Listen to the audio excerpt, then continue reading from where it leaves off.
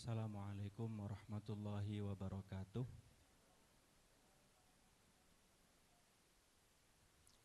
Bismillahirrahmanirrahim. Alhamdulillahirabbil alamin. Salatu wassalamu ala sayyidina Muhammadin wa ala alihi washabbihi ajma'in, amma ba'du. Special greeting and highest respect to Honorable Professor Nur Haidi Hasan, Rector of Sunan Kalijaga Islamic State University, Professor Muhammad Nur Ikhwan, Director of the Graduate School, Dr. Phil Munirul Ikhwan, Dr. Phil Muammar Zain Kadafi, and Najib Kailani PhD, our distinguished speaker, Professor Holger Zellentin from University of Tübingen, dear respected lecturers and college, honored guests, and dear student, good morning. It is my great pleasure to welcome all of you to this Studium Generale on Qur'anic studies. On behalf of the organizer, I would like to express our sincere gratitude to everyone who has taken the time to attend and participate in this academic gathering. Your presence reflects our shared commitment to learning, dialogue, and intellectual exchange. We are especially thankful to our distinguished lecturer, Professor Holger Zellentin, for generously sharing his time and expertise with us today, as well as to all participants whose attention and engagement make this forum meaningful. Before we proceed further, it is our honor to invite the director of the graduate school to deliver his opening remarks and formally open today's Studium Generale. To Professor Muhammad Nur Ikhwan, the floor is yours.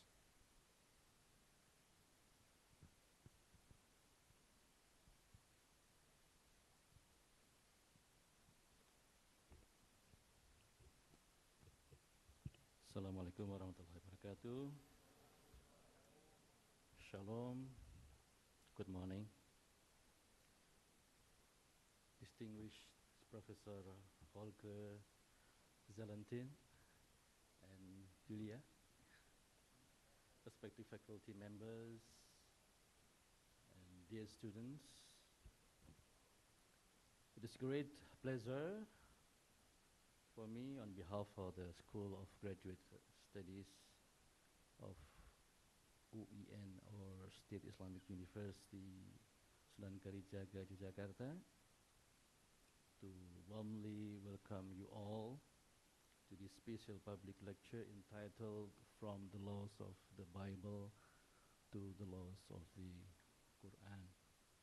We are deeply honored to host Professor Holger Zellentin from the University of Tübingen, Germany, as this distinguished scholar whose work has significantly advanced the study of late antiquity, early Judaism, Christianity, and also the formative context of Islamic law. His scholarship invites us to rethink legal and scriptural traditions, not as isolated systems, but as part of a dynamic and interconnected intellectual history. Actually, yesterday I found that some of your books are available online, so you can just search and download some of them. And I also just read some part of it, and it is interesting. Yeah.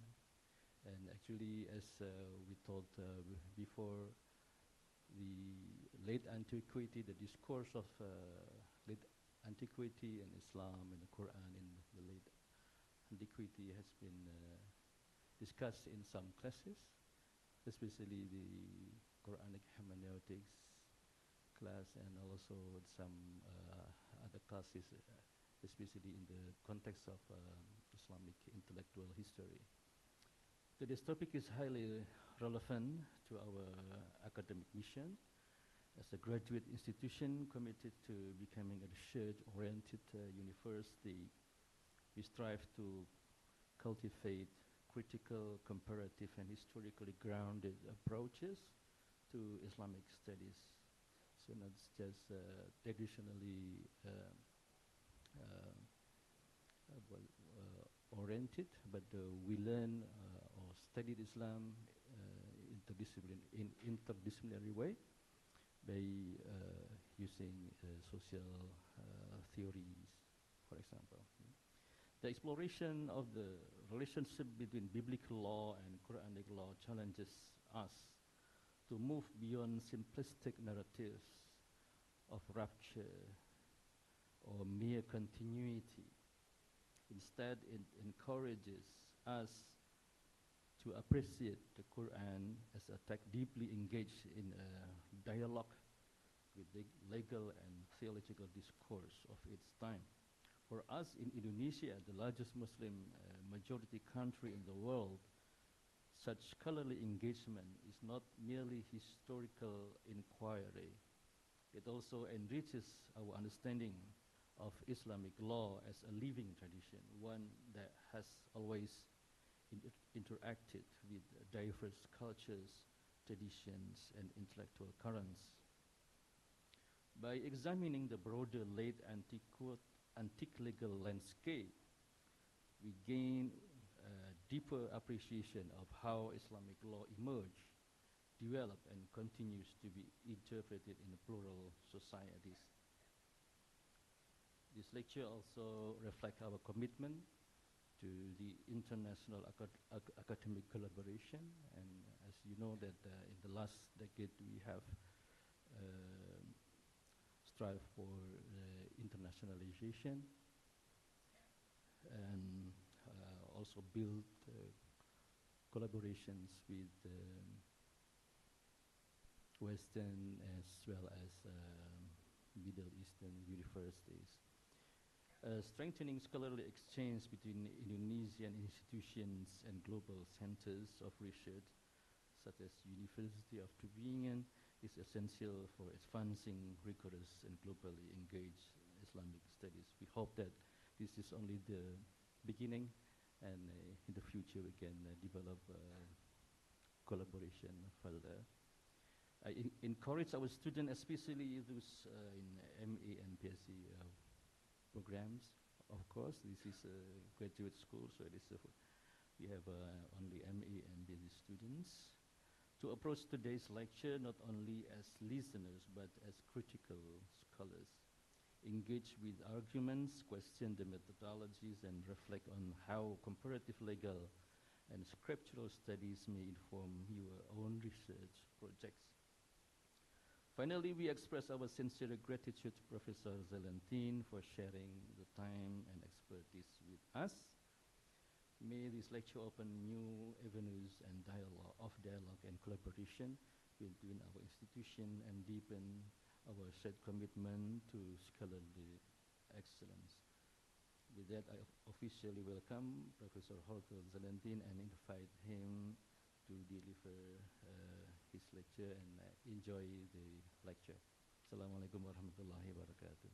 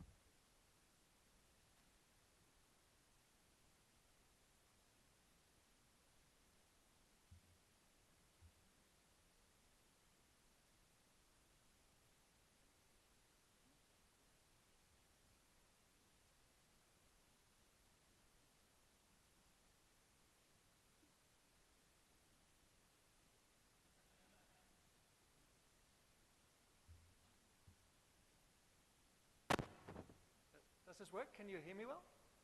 Excellent.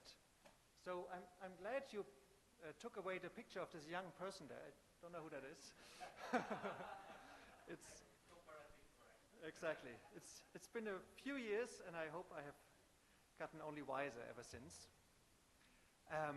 Yes, so thank you so much, Noor, for this wonderful, kind introduction and very generous introduction. Thanks to Muammar for his efforts in bringing me here.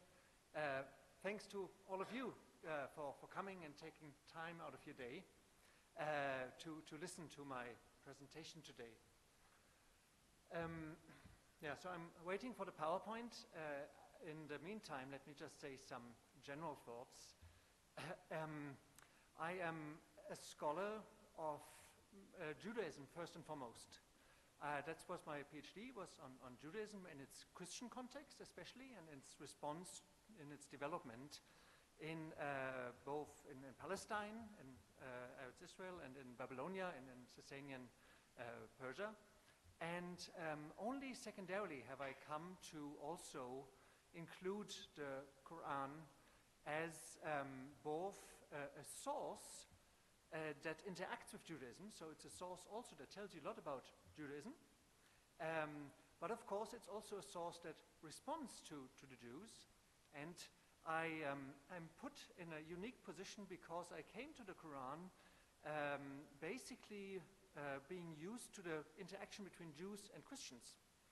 And I had studied the ways that, first of all, of course, Christianity develops out of the Judaism of antiquity. But when the Judaism that's now prevalent, which is rabbinic Judaism, develops, Christians were already a very, very strong power to fend with.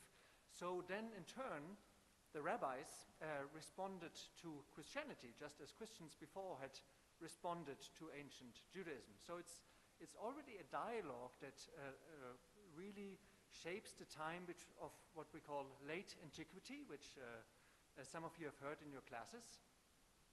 And the interesting thing is that when you come to the Quran from that background, it reads very differently. It speaks directly into that context that is very much informed by a dialogue that had lasted for centuries already. And of course, it's not only another voice, it's very specifically an Arabian voice, a Hijazi voice. It comes from a cultural understanding that is more Ishmaelite and looks at these two groups among the Israelites from the outside.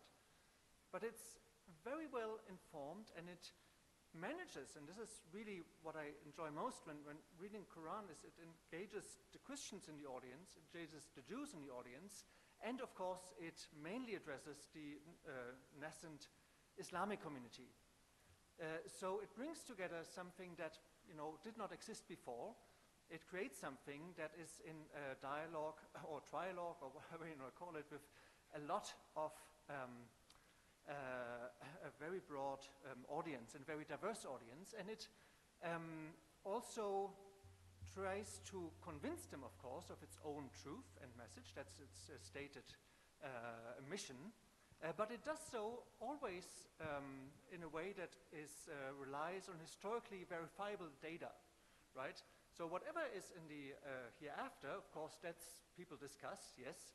But what you can observe, what the Jews say, what the Christians say, what has happened, it always relies on the audience to buy into this and to believe it. So it tries to convince, meeting the audience. And this is, I think, very, very much so also when it comes to law, which is the subject of the lecture today. And what I will do today, I will give you a short example of how the Quranic dialogue with Christian law works, which in Christianity, as I said, is a very late antique development. And then I will actually spend most of my lecture to go back all the way to the Hebrew Bible, to antiquity, to another 1400 years before the Prophet's life. And I will try to shape your understanding of how biblical law develops a little bit into the Christian area, and then from Christian area, how that prepares the Quran. Now, tomorrow, for those of you who can attend tomorrow's lecture, I will speak on the Quran and Judaism. And I think it's not only because I'm trained in Judaism, I think the Quran's main interlocutors are the Jews of Medina, other than, of course, the Muslims and the Mushrikun, or the Meccans. It's the community that it talks to, especially in the Medinan surahs, are the Jews. Christians are somewhere in the background. Now, before I start, and I will talk a lot about Christian law today, but I want to also make sure that this is not to say that the Quran somehow only does that. It also, of course, engages with biblical law. But when it comes to late antique law, it's much more in dialogue with Christian than with Jewish sources, which is interesting, because when it comes to theology, when it comes to stories, it's almost the other way around. The dialogue here is much more focused on the Jews of Medina, and here also you have the conflict, you have the societal problems with the Banu Israel in Medina. But legally, Christianity is very central, and that is surprising to many people, because if you talk to a mainstream Christian nowadays, they would say, well, Jesus has come to abrogate the law. Well, there's some truth to that, but the Middle Eastern Christians and late antique Christians did not act like that at all. They followed the law, but what they understood as the law was very different from what the rabbis understood as the law. And this is something I'll try to shape today, that Middle Eastern late antique Christians were legally very observant, and that the practice of a common Christian in the 7th century would have been very, very close to what the Quran wants you to do. This is what I'll try to show, and I'll also try to show the biblical basis of this text. This is the lecture today. Now, yes, very good. So let's start here, 1 second. Yeah, so the, and actually I'll do it the other way around. I'll first start with the Bible and then give you a late antique example. So if you read the Hebrew Bible, and also the New Testament, the Christian Bible, you actually get two types of purity and two types of law. And this also is reflected in a text called the Tosefta, which is a rabbinic text. And the focus will be now on the Christian text, but I show how the rabbinic texts are similar but different. And the two types of purity that the Hebrew Bible offers, that Christians and Jews develop, and the two types of law will also be found in the Quran, I think. I will then show that, thank you, throughout late antiquity, no, too fast, you have, among Christians, you have various attitudes towards the law. You have very few Christians dismiss law altogether. So what I said before, like the idea of Jesus abrogating all law, it's only Augustine, if you have heard the name, and perhaps Ambrosius of Milan, who really think that. Everybody else is what I call appreciative of the law. So dismissive is very small. Appreciative, that's the majority. And most Christians even expand on this text called the Decree of the Apostles, which I'll introduce presently, which is also, I think, would say the basis, the very kernel of Quranic law. From there, everything develops. So this is, I'll trace that throughout late antiquity. And then I will, of course, try to come to the territory that you know best, which is the Quran.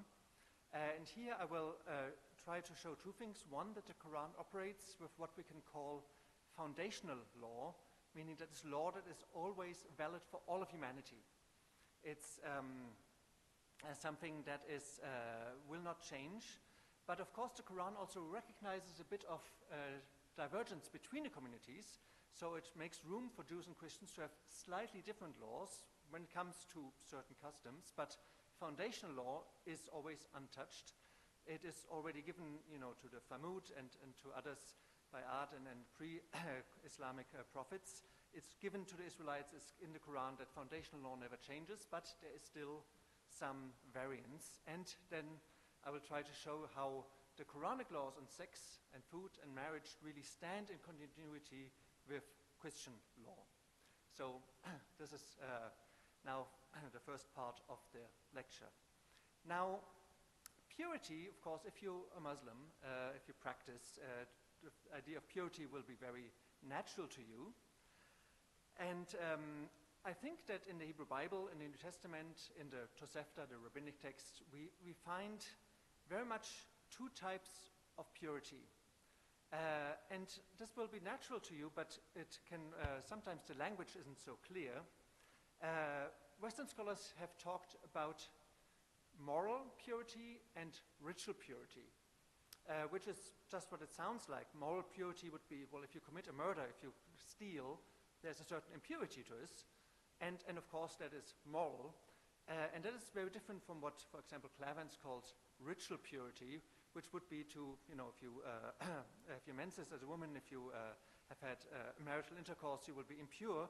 That is ritual impurity. And I think these terms are somewhat misguided, because some transgressions of what Westerners would classify as ritual purity are actually more intermixed with moral. And one thing where in the Bible already these two things come together is menstrual purity. You have, for example, a woman would be impure during her menses, and that's fine, that's just ritual impurity. But then, of course, if somebody during this time has intercourse, the Bible is very, very strict about it, and so were Christians in antiquity. And they would say, oh, but that's moral. So here I think if we say moral and ritual, it's a bit difficult. So my suggestion is to think slightly different about this. You have simply prohibited impurity and regulated impurity, right? You just flip it. You focus in your language not on the purity, which everybody must attain to gain salvation. That's clear. But if you talk about it historically, to think about impurity, juxtaposing prohibited and regulated is easier, because eating pork, for example, is another example. Or drinking alcohol in the Qur'an, that is simply prohibited, right? It has nothing to do with the regulated part, right? It's just you can't do it. So, but again, moral and ritual, you wouldn't know which one it is. But if you say this is prohibited, very simple.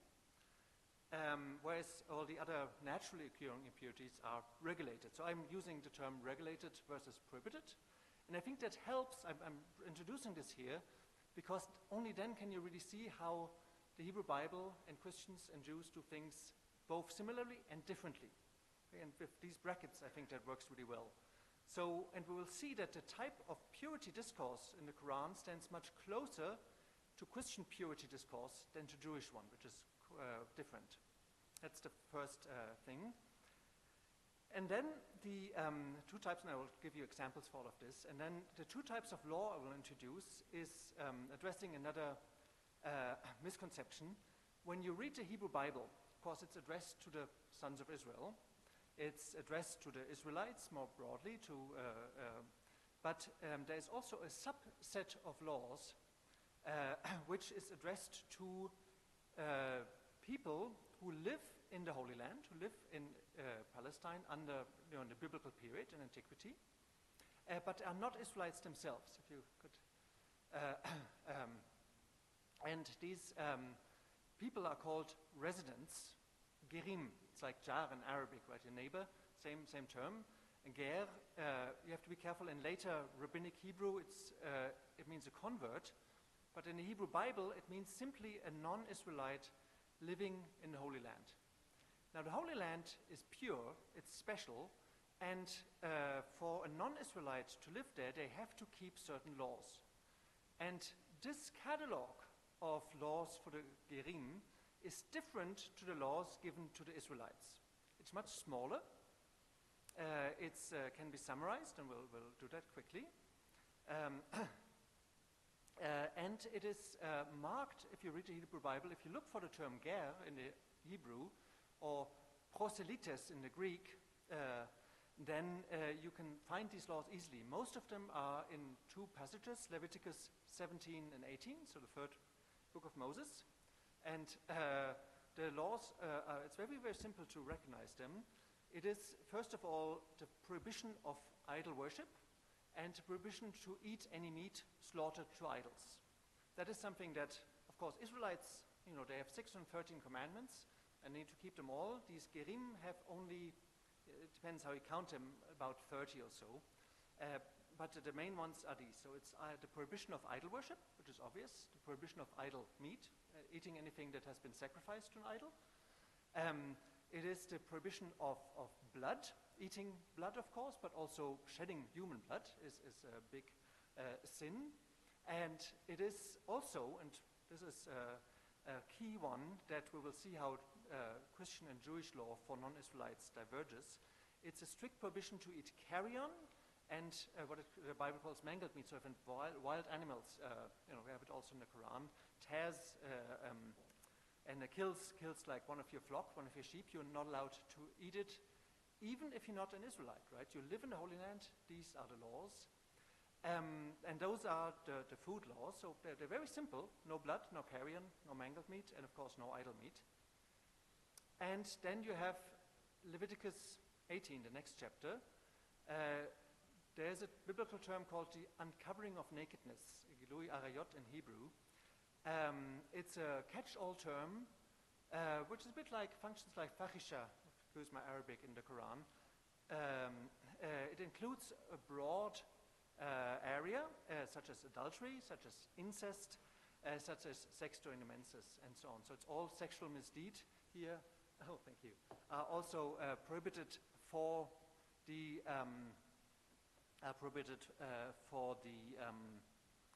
gerim, for these residents. So again, Israelites, of course, they need to also keep these laws, but the gerim need to keep these as well. And these two passages, these two chapters, Leviticus 17 and 18, we will see are the foundation of Christian law, Christian food law, Christian sexual law, Christian purity law during the late antique period. So we find this in the Hebrew Bible in antiquity, 700 BCE.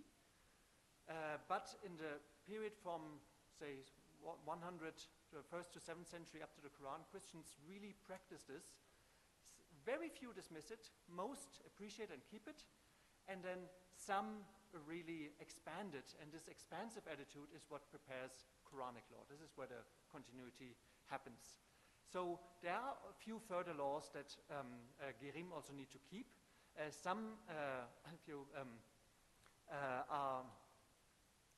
also kept by the Christians, some are not.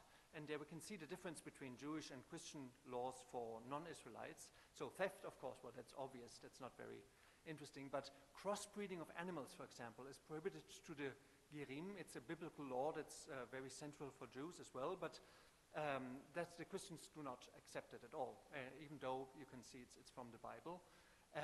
You also have prohibition of magic. You have a prohibition of castrating humans or animals. Sorry, too fast. And could you go back?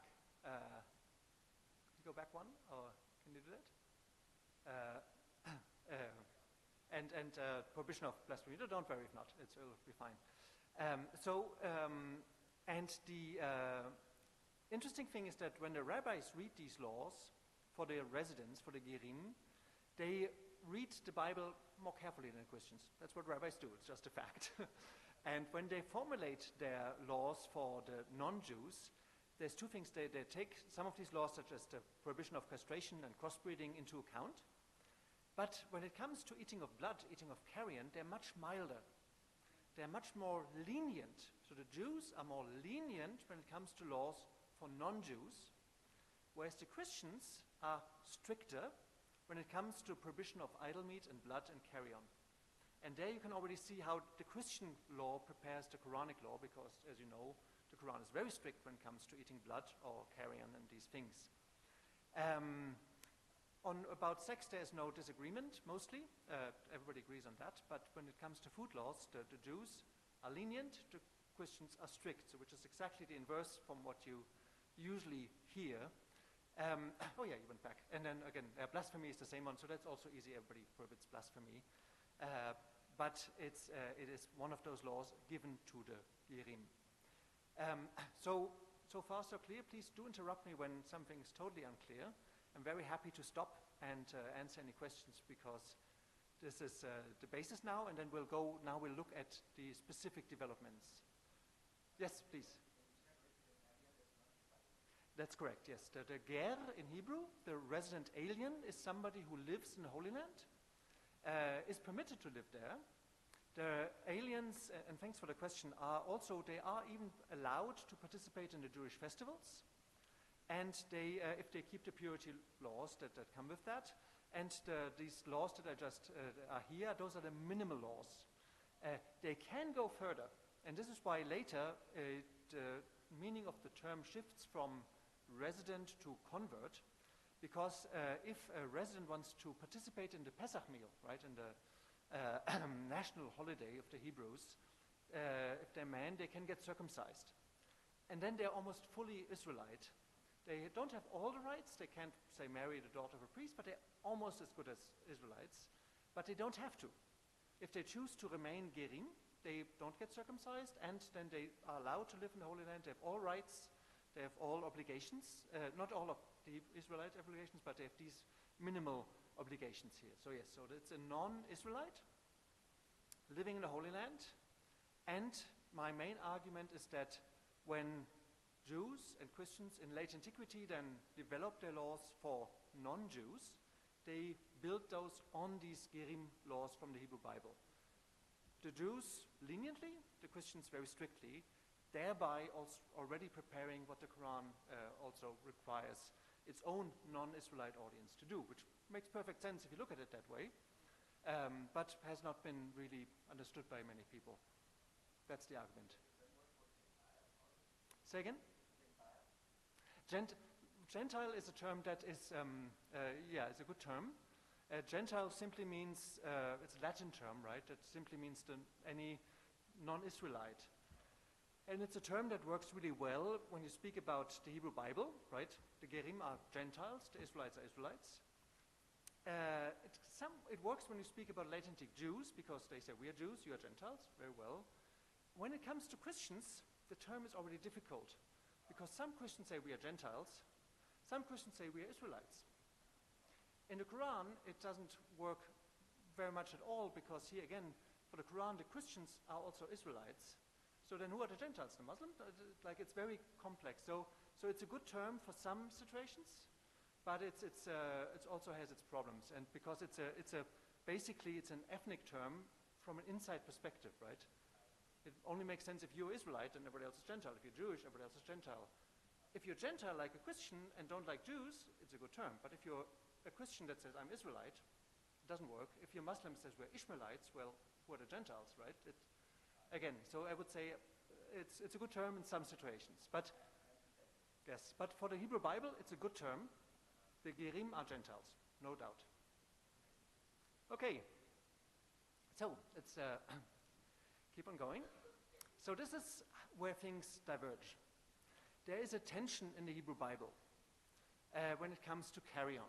And this is the basis, I think, of the difference between Jewish and Christian laws for non-Jews, right? For Jews, no doubt, nobody is allowed to eat carrion. For non-Jews, in Leviticus read the following. If you, sorry, keep going, yeah. And I'll just, I'll just do this and you can, I'll just give it a science because, I'm not used to not controlling it myself, so my apologies for that. So if, and every soul who eats that which dies of itself, nevela, right, meta, or that which was torn by beasts, the animal killed by a wolf or so, whether he is a citizen, meaning an Israelite, or resident, ger, the Gentile here, he eats it. But all that happens is he's impure. It's regulated impurity here. What he needs to do, this person or she, wash his clothes, bathe in water, and be unclean until the evening, then he shall be clean. There's no problem. Only if he doesn't wash and not bathe his flesh, then he shall bear his iniquity. So in Leviticus, if you're an Israelite or if you're a ger, you eat carrion. Well, it happens, you're hungry. Your flock is small, the wolf kills a sheep. What do? God understands, you eat it, and you have attained a state of regulated impurity. You cannot go to the temple. If you do that, of course, then it becomes prohibited impurity. The temple is pure, you cannot go. just wash your clothes and yourself, then you shall be pure. Only if you do not purify, then it's a problem. So here, in Leviticus A, there is regulated impurity that can be contracted by gerim, by non-Jews, and Israelites can eat carrion. They will have to wash, but they can eat it. Now, if you keep on going until the, so I've been highlighting this. We keep going till the next passage. It does. Now, compare Leviticus to Deuteronomy. Every soul who eats that which dies of itself, or that which was torn by beasts, whether he is a citizen or resident, he shall, I'm confused myself now with the computer. You shall not eat that which dies of itself, so speaking to the Israelites, it's prohibited. It's absolutely prohibited impurity. You shall not, you shall give it to the resident that is in your gate, same term, ger, that he may eat it, or you may sell it to a foreigner, that's somebody who is completely outside. So you see there's two differences here in Deuteronomy. First is the Israelite must not eat it at all, and if he does eat it, he is out. So here it's prohibited impurity. It's really haram in all senses. And the other difference is who is allowed to eat it? The ger. And there's no talk about regulated impurity at all. So there's a tension here in the Bible between these two verses. And it's not my job to point out how that came about. I think what happens is that Leviticus is actually later and brings the ger in, and that's just why it applies some laws to the gerim that were previously not applied, but that's not the issue. The issue is that there's two divergent emphases here in the Hebrew Bible, which is not surprising because, you know, it's a long text that develops.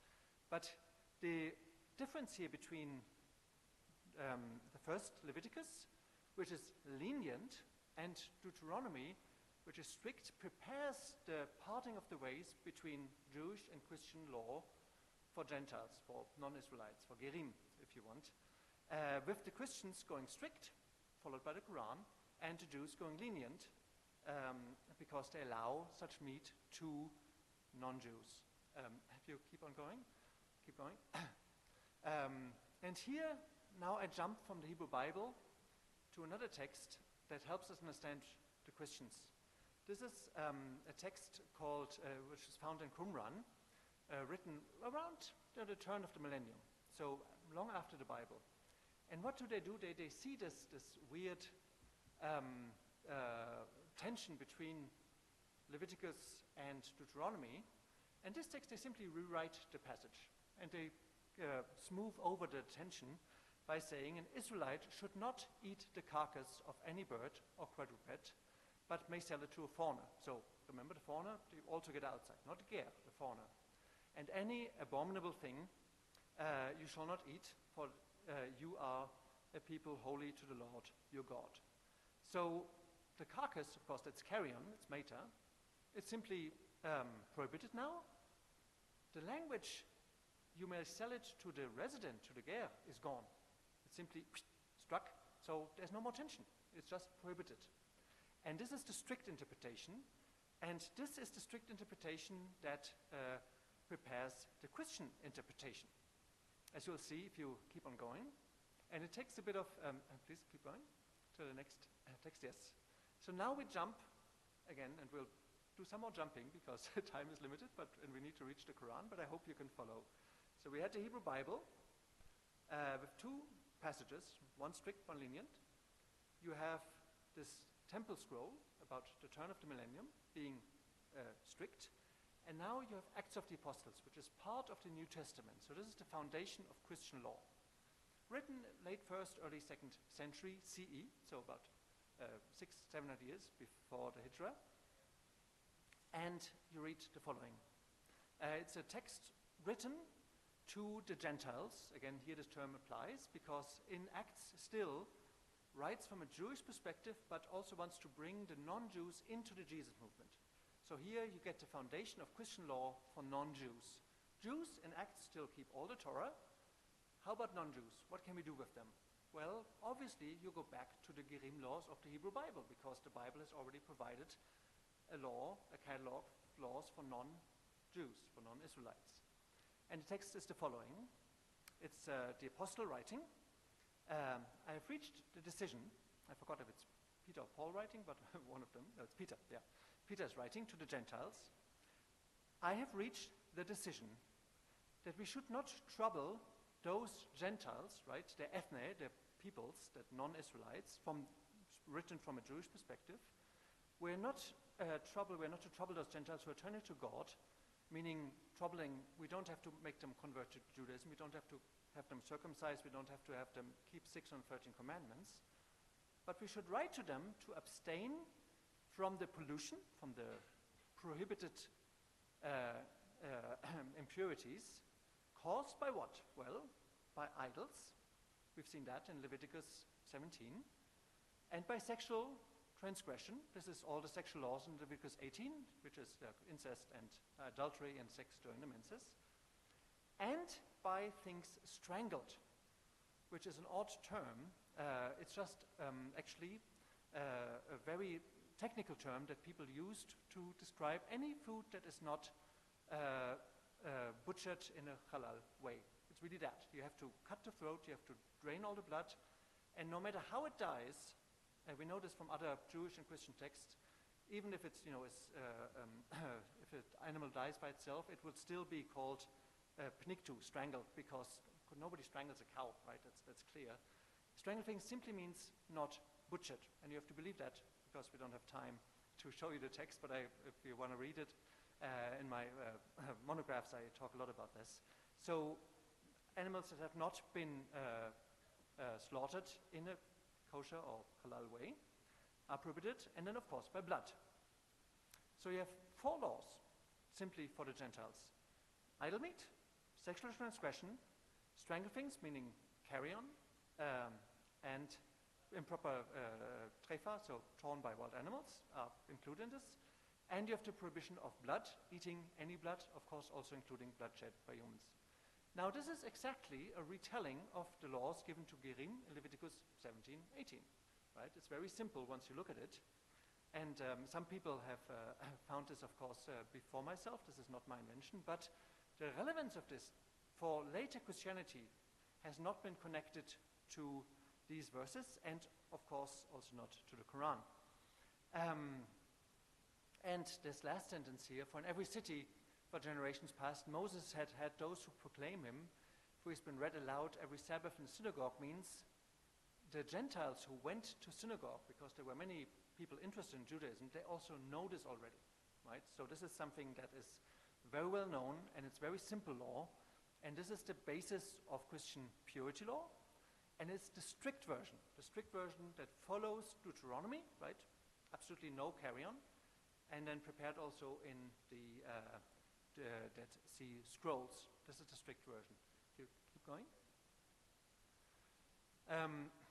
So far so clear. It's actually very simple once you look at it. I hope that makes sense.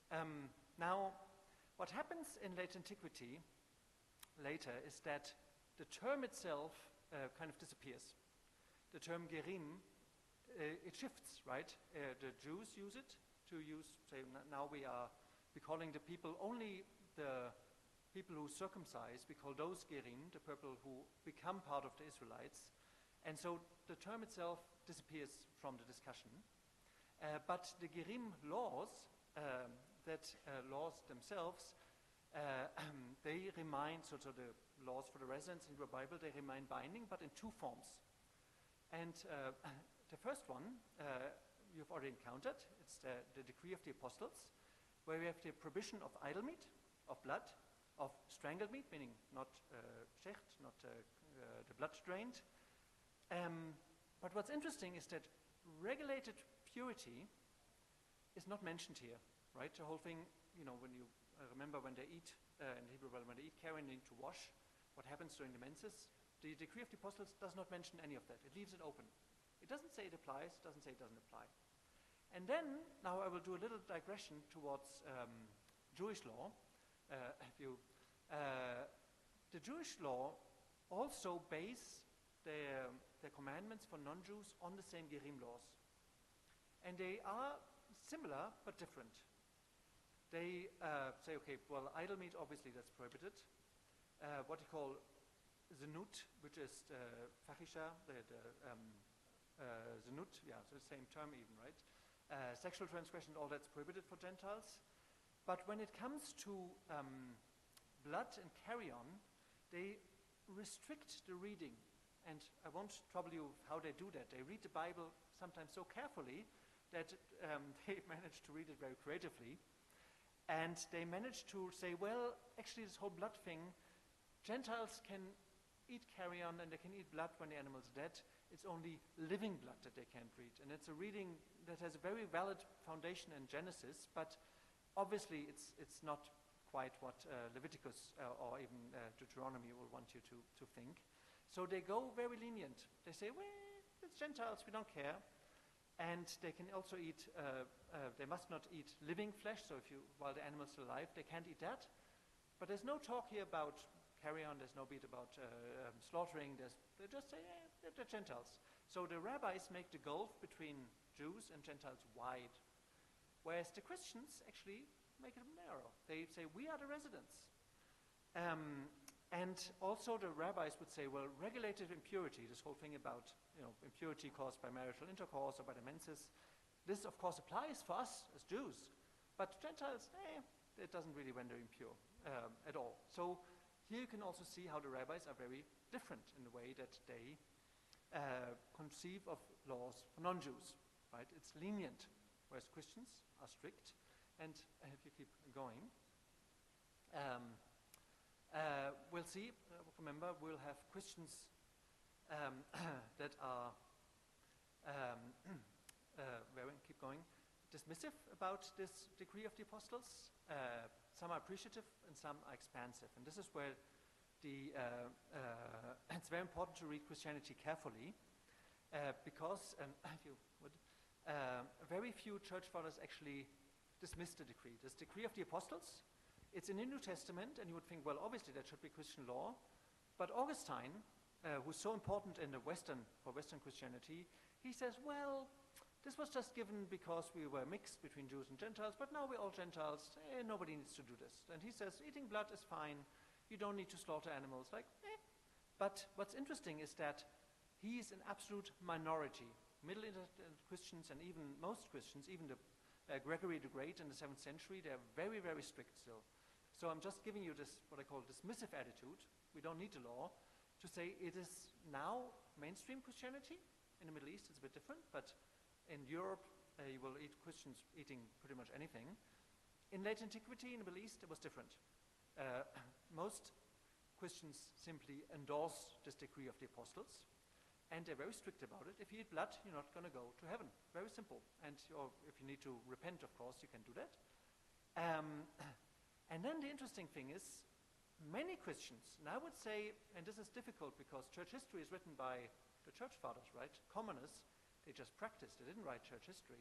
So we have to read a bit creatively, but I think we can show that in some regions and in many times, most Christians obviously endorsed the decree of the apostles, right? These 4 prohibitions, no blood, no sexual transgressions, no carrion, and no idol meat. But many endorse it and expand it. This is the expansive reading. And this includes sexual purity laws, and it also, in many cases, includes the prohibition of pork, which many Christians, for example, in Aksum in Ethiopia and also apparently in Syria, did not eat. And it also includes sometimes alcohol, even though the evidence is very thin, so I don't want to exaggerate here. But many Christians endorse also these laws about regulated impurity. Even though the decree of the apostles doesn't name them, it is just so that they happen to say, well, we are the Gerim, we are the non-Israelites, and in the Hebrew Bible it's not so clear whether or not we need to wash after marital intercourse or not. We just do it. And in many places the Romans and the pagans did it as well, so it's not a surprise. That's just culture, but it's cultural continuity in dialogue with the Hebrew Bible. And some Christians are even very clear about saying that they are the Gerim. And this is a text from Origen, early Christian father. you see then that the law respecting blood, which was given both to the sons of Israel and to resident aliens, is observed by us Gentiles as well. So clearly writing from a Gentile perspective, but saying we use this biblical law, who, through Jesus Christ, believe in God. For Scripture customarily calls us what?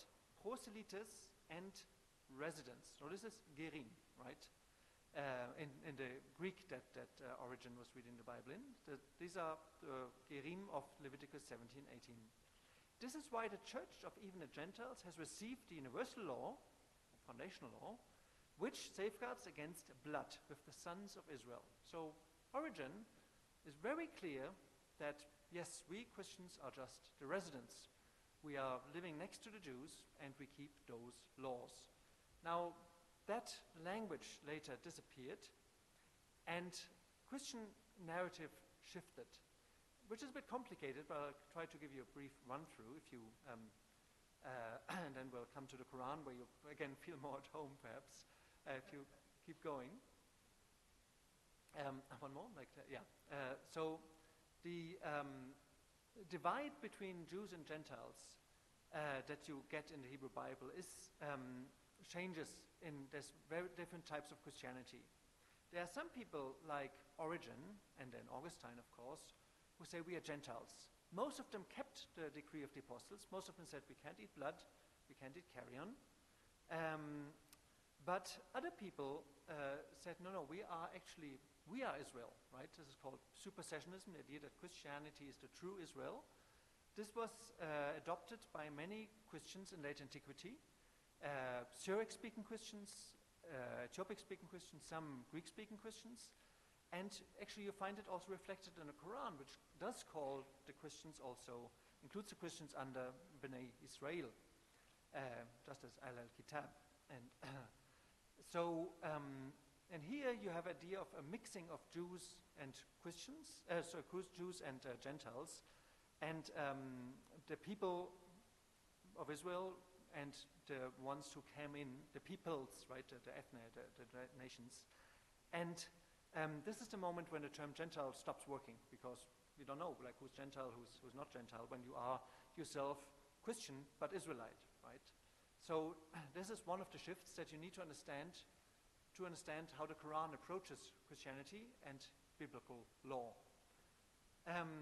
Then you also have another shift, which is that this decree of the apostles, right, the 4 laws that we looked at, no blood, no carrion, no idol meat, no sexual transgression, it remains part of all these legal texts in Christianity. It's everywhere. So almost every Christian, with like 2 exceptions, keeps these laws, but it's often subsumed under other discourses, such as the 10 Commandments, right? The Lauch Mahfuz, right?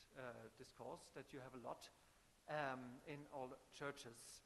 And so it's not, it's called differently, but the law remains the same. And this is where you can see that you have at the surface almost like shifting narratives, but the legal continuity goes all the way from the Bible to the Quran. And this is one of the ways in which the Christians prepare this, because the Quran doesn't talk about the decree of the apostles, right? It's not mentioned.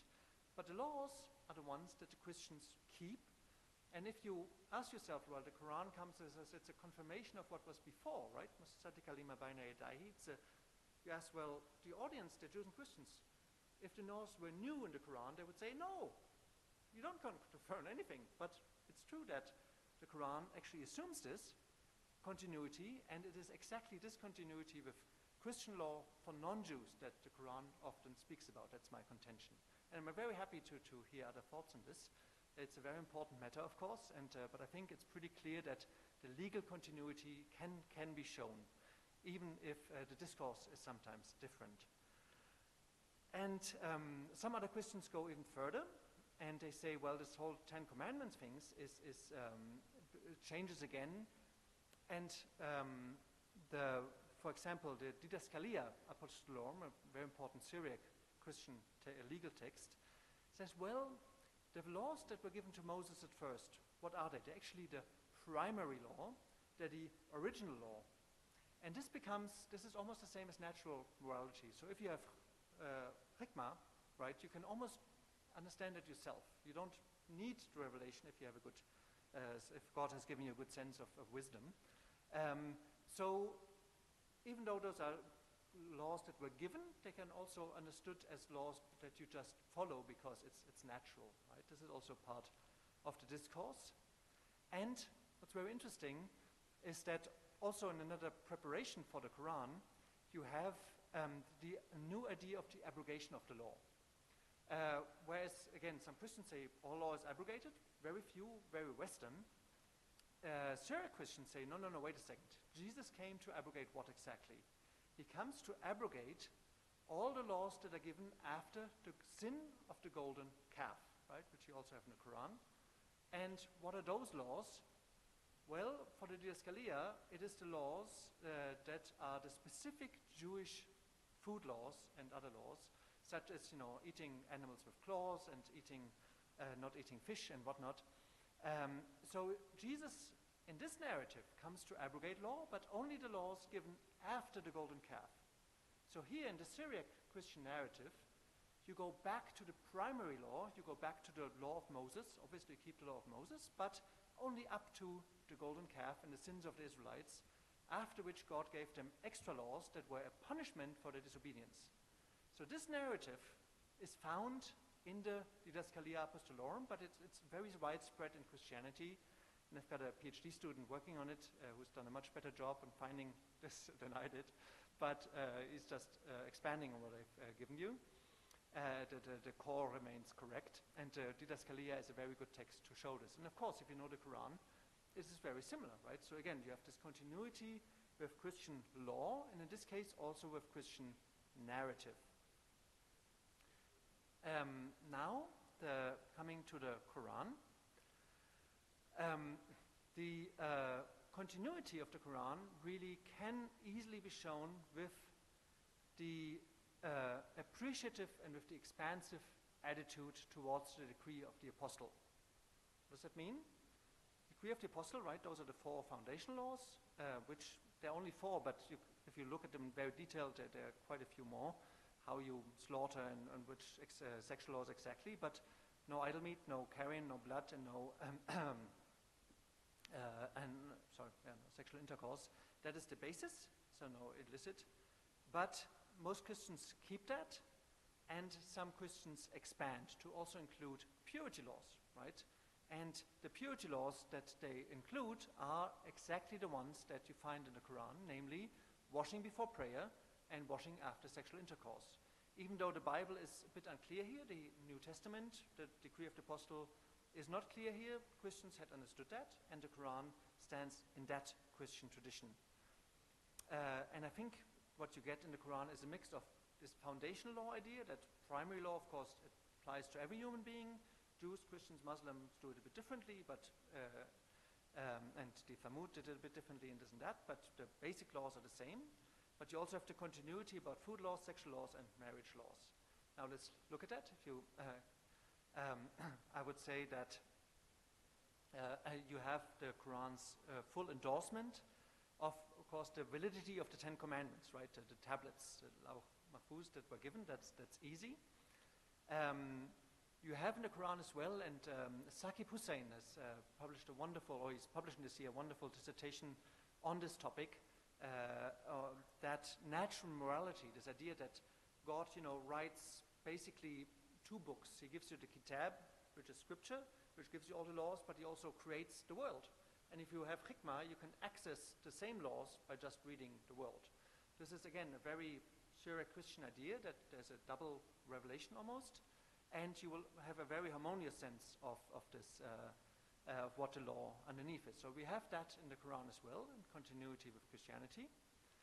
We have the idea, of course, in Christianity of the abrogation of Jewish law, but what does that mean? Not, of course, all law, only the punishment laws, the laws given as punishment. And here, again, Saqib's work is great. Michael Progil has written on this, as have I. And, of course, you have also the Eastern Christian traditions that regard Christians as Israelites, but not as Jews, right? So if you say, I'm Christian, I'm Israelite, doesn't mean you're not against the Jews. You're very much against the Jews because they don't like Jesus. But you have an Israelite tradition, and this has long been shown by Patricia Crone and Nikolai Sinai. So these are the continuities that you get in the Quran. And of course, you know, there's, I think in this audience, no need to tell you that Quranic food laws, you know, actually are very, very closely in continuity with the expansive Christian understanding. Once you know what the Christian understanding is, right? It's blood, strangled meat, hunted meat is clearly there. The Quran doesn't like too many restrictions, so it dismisses the Meccan food laws, right? So you can't come up with more food laws, only the one that God gives you. Of course, it does respect the restrictions of pilgrimage restrictions, so there's no hunting, you know, in the sacred months. But pork, of course, is outlawed. And I have a bit of a disagreement here with Nikolai Sinai, which usually he's right and I'm wrong. But I think when it comes to pork, the pork in the Quran is rish, right? And rish is a very, very strong term. It's a term that's connected to Satan himself. So if pork is among that, as is wine, then it's a demonic force. Now that's, in the Christian tradition, you get this idea of satanic impurity. In Rabbinic Judaism, you don't, right? Pork is just impure because God said so. But it doesn't matter if you eat a piece of pork or a piece of camel, it's really bad, you shouldn't as a Jew. But Satan has nothing to do with that. He might tempt you, but it's not this very strong sense of impurity. And that's, again, something you get in Christian discourse. So I think for food laws, the continuity is clear. That's also true for the sexual laws. And again, I'll give you a little list in a moment to see how many those actually are. But the Quranic sexual laws closely line with the, again, appreciative and expansive Christian understanding of biblical sexual law. No sex, of course, during the menses, no adultery, no sex between men, and possibly sex between women, along with the menstrual purity regulations and the importance of washing. That's also very clearly something that Christians do. Not all Christians, and if you read the literature, you'll see that the Christians are, some church fathers are vehemently against washing, right? They say, this is a terrible idea. Others say, of course you need to wash before prayer. Like, I mean, how could you not? And you see that the church fathers are fighting it out, especially in the 4th century, whereas most Christians probably just kept on doing what they did. They just practiced, and that means that they did wash.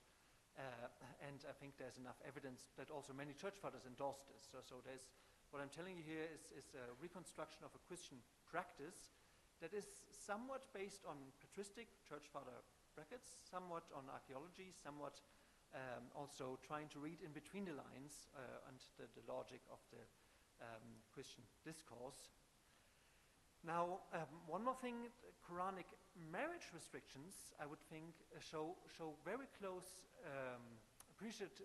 connections again with the appreciative and the expansive Christian understanding of sexual law. So basically you take all the incest laws of Leviticus 18, and those are implemented by the Quran very, very closely. It expands a little bit when it comes, for example, for milk cousins and milk brothers, things like that, milk siblings.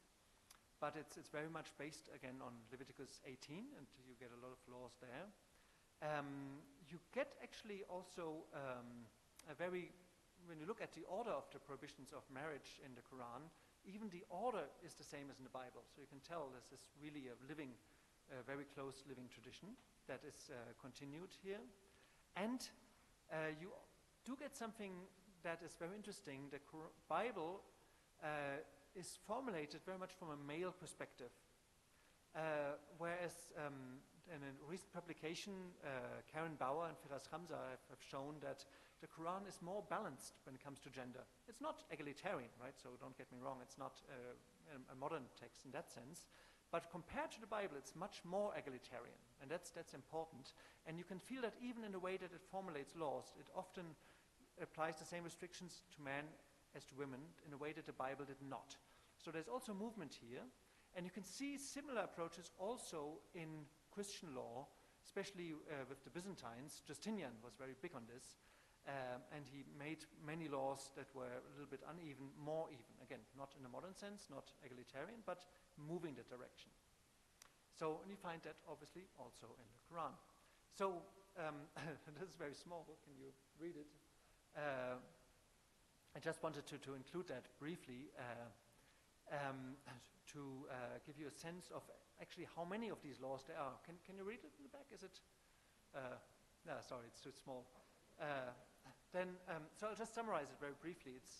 And I think the articles that were sent around include this. So if you have gotten the emails, you have this. I'll just read the list very briefly without being too complicated about it. So the list of Gerim laws in the Hebrew Bible, right, are very simple, as already endorsed by the decree of the apostles. Prohibition of blood, the forced draining of blood, so halal slaughter, prohibition of idol meat, prohibition of carrion, prohibition of incest, prohibition of sex during the menses, prohibition of adultery, prohibition of adultery with pagans or heretics, and sex between males. Those are the laws formulated, if you read historically carefully, for the Gerim, for the already, but fully endorsed in the decree of the apostles, right? So this is first, second century. Now, mainstream Christianity, appreciative attitude, where nobody disagrees on, is that also the further laws given to the Gerim in the Hebrew Bible are accepted by everyone. Prohibition of robbery, prohibition of the oppression of the poor, prohibition of usury, right, riba, prohibition of the altering of weights or measuring deceitfully, prohibition of false witness and slander, prohibition of the murder of infants. All this is prohibited. And then you have the endorsement of fasting, prayer, care for orphans, charity for the needy, and veiling of women. And if we have some time, I'll give you this example in a moment. And you can see most of these have a biblical basis, but here it's already more, all Christians do this, but they interpret the Bible already a little bit. And of course, this is all in the Quran as well. Then you have, going beyond that, even what I call the expansive attitude. So some Christians say, no, we also need to wash after sexual intercourse. We need to wash before prayer. And where the evidence is the slimmest, I must admit, is the description of pork and wine as demonic. Right? We have evidence, but it's very slim. So here you can challenge me. That is not so clear, but that's fine. And then there's also, if you look at the criminal law in the Quran, that is not, it comes also up in the Hebrew Bible, but not as clearly expressed. You have, however, the Byzantine ruling that for the worst criminals, what do? They're either executed or exiled, or you have the amputation of limbs for violent crimes, and the amputation of hands for theft. So that criminal law, which of course is also part of the Quran, is fully implemented also by the Byzantine Empire. That's its Byzantine law. And it has a basis also in the Hebrew Bible when King David punishes one evil person. So again, this is a very clear sense that except for the crucifixion, of course Christians say, well, crucifixions we don't do because they believe, of course, that Christ died through crucifixion. So they prohibit it as punishment. But provincial Christians still do it, and you have that especially with the Lahmids in northern Arabia. We know that they crucified people. So in that sense, even here we have a complete continuity of Christian law and Quranic law, or complete. I don't want to exaggerate. Of course, the Quran then does other things. It includes the Hajj. It changes everything, right? It gives you new permissions, how to atone, how to make exceptions. So it's not one-to-one. It's a living tradition, right? As Noor mentioned earlier, it's a dialogue, but by and large, you have a very clear continuity of biblical and Quranic law. Now, I'll conclude, we can discuss, and I also have one more short example of a text where I can show you how close this continuity is. If you want to hear that, perhaps I want to briefly, I'll conclude and I'll present that briefly to give you a text just to get a better feeling of what I'm talking about. And then we can have time for discussion, right? We have until noon, is that correct? Very good. So the conclusions are that, well, there's general continuity between biblical concepts of purity and the Quran when it comes to purity for non-Israelites. I think that is pretty clear. There's also, these terms that I introduced, prohibited versus regulated impurity, they're not terms that you find in the Bible, they're not terms that you find in the Quran, they are not terms that are important in any way, but I think they're important to help you think this through, right? Where exactly things change. And I would say there's a traceable reception history through Second Temple Judaism and Christianity that show that, yes, Christians especially have applied these concepts of prohibited and regulated impurity to non-Jews, right? It's a helpful term, it's a bit of a historical construct, but it makes sense, especially if you then compare this Christian discourse to the rabbinic one, where they say, well, the Gentiles, they don't even have any purity, any regulated purity at all for non-Jews, and then you can see, oh no, there's a real difference here. You also see that there's a specific affinity between the Quran and those late antique Christians that held either this appreciative view of the Acts of the Apostles, right, of the decree of the Apostles, the 4 basic laws, but especially with these people who expanded and said, no, we also wash, we also don't eat pork, and even though some church fathers were against that, and this attitude can be shown both when it comes to prohibited and again to regulated impurity. And this includes, of course, many of the Christian biblical commandments, such as altering of weights. In these cases, there's no talk of gerim in the Hebrew Bible, right? It's only in Leviticus and 17, 18 where this is so prominent. It comes up elsewhere. But the Christians, of course, read their Bible, and they say, well, altering of weights, that can't ever be a good idea, so we do that.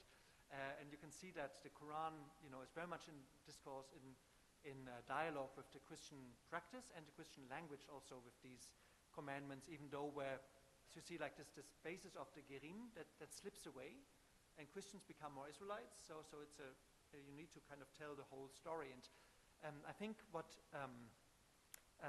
makes my approach to these things a bit unique is that I come from late antiquity, right? I have wonderful colleagues in Quranic studies that are much better trained than I am in Islamic studies and have much better understanding of the seerah, of tafsir, things that I admit I'm still a student myself.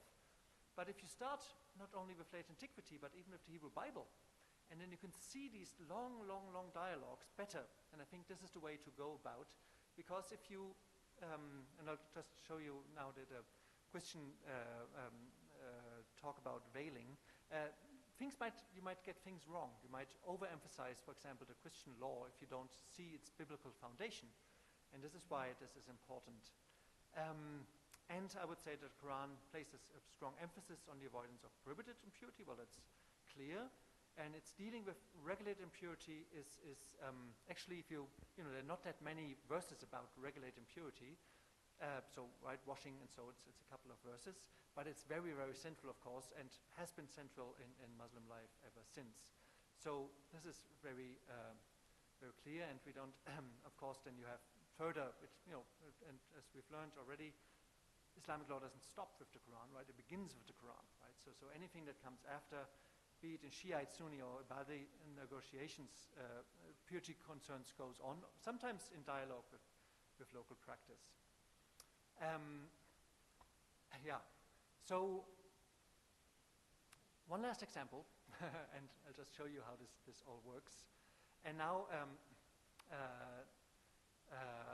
you know this verse, and I'll give you one example of how close sometimes the Quran stands to not only Christian practice, but in this case, and this is the best case, so there's not dozens of these, there's only few, but sometimes the Quran even uses language that is very close to Christian legal texts, but it also changes it, and it changes in important ways. So the text is, from Surat An-Nur. Of course, there's no need to introduce you to that.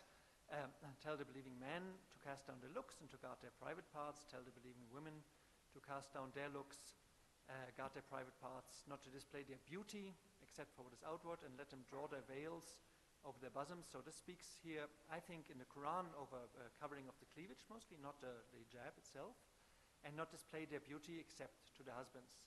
So now let's listen for the language, and it's also a good example here to, because if you know a little bit of Syriac, and probably you don't, but if you keep going, you can see that this also is similar to Christian Aramaic, meaning Syriac, but it's also very different.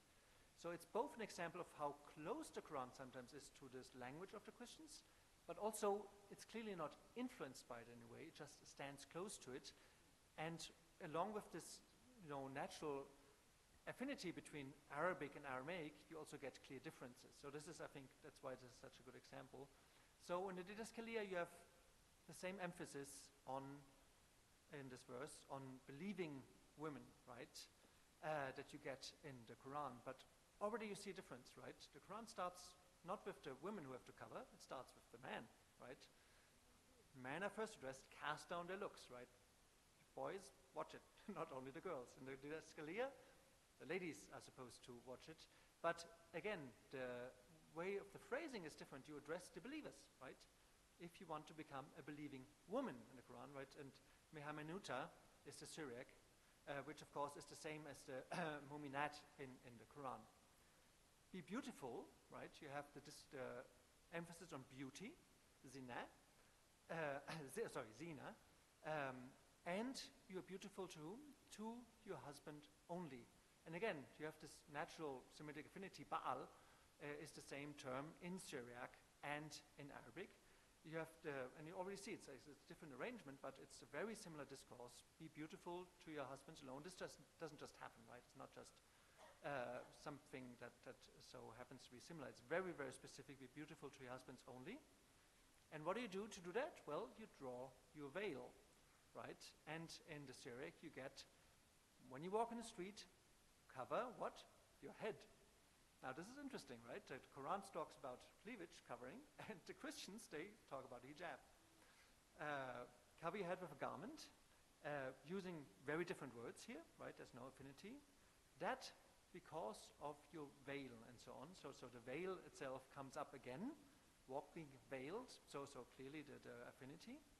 And why do that? Well, so not to display their beauty, right? And this is also in the Syriac text, that because of your veil, your great beauty, and this is shufra, right? So it's a different term, may be covered. So I think it's a very nice example. Oh yeah, and then of course, cast down your looks, we also get that addition here, paint not the countenance of your eyes, but have downcast looks. So again, you can see that if you look at this affinities, you don't need to be a great scholar of literature to see that, well, it's pretty close in many ways, but it's also very, very different. And it's different in terms of the concepts. It's different because the Quran also addresses the man, right? There's this gender balance it introduces. It's different because the Quran here is mainly legislating the covering of the body, whereas the Christians would also, from this period, insist on covering of the head, for the married woman at least. And so it's, I think, a very nice example that shows you that sometimes this general continuity that I've argued is basically a continuity of practice, but sometimes it goes even further, and there's a continuity also in the way things are phrased. But that is the exception, right? The rule is that the Quran is formulated in its own Arabic way, it has its own dictum, its own vocabulary, and so this type of, I think we're good, you can close that. I won't give you the last example because then we wouldn't have time to discuss.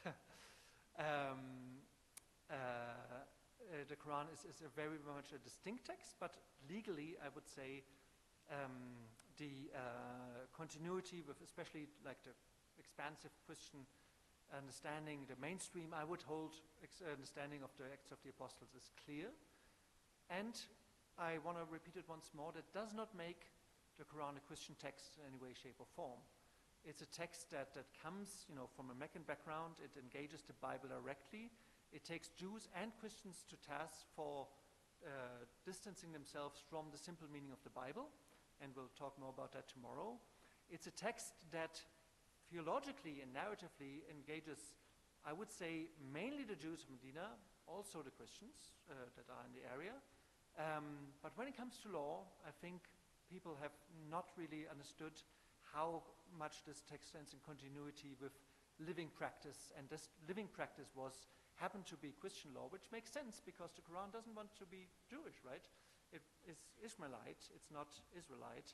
And if you want to establish a continuity with biblical law, and there's already an established continuity with biblical law for non-Jews, well, this is the natural point of continuity, and the Quran does put into practice what it says. It continues with what was given before, and it's all very simple, even though explaining it might be a bit complicated. So thank you very much for your patience, and I'm open for your questions.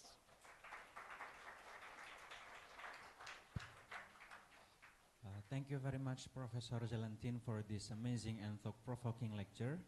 Through your presentation, we have seen how legal discourse travel across scriptural tradition and how the Quran participates creatively in broader Atlantic debates about law, ethics, and community formation. We will now move to the discussion session.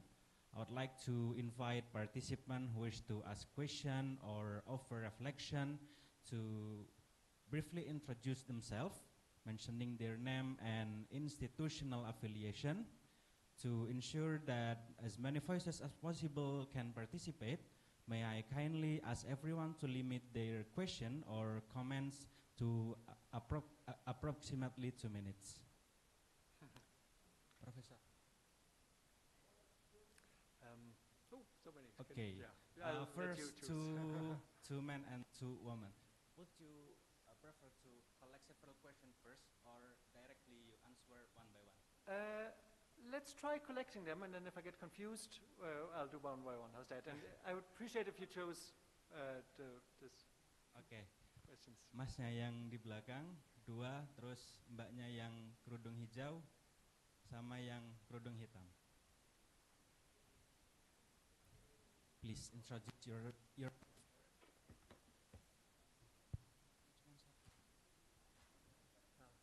And Mama, would you have yeah, just a pen. Thank you so much. There's some paper here. Okay. Thank you. Appreciate it. Maju aja, Mas.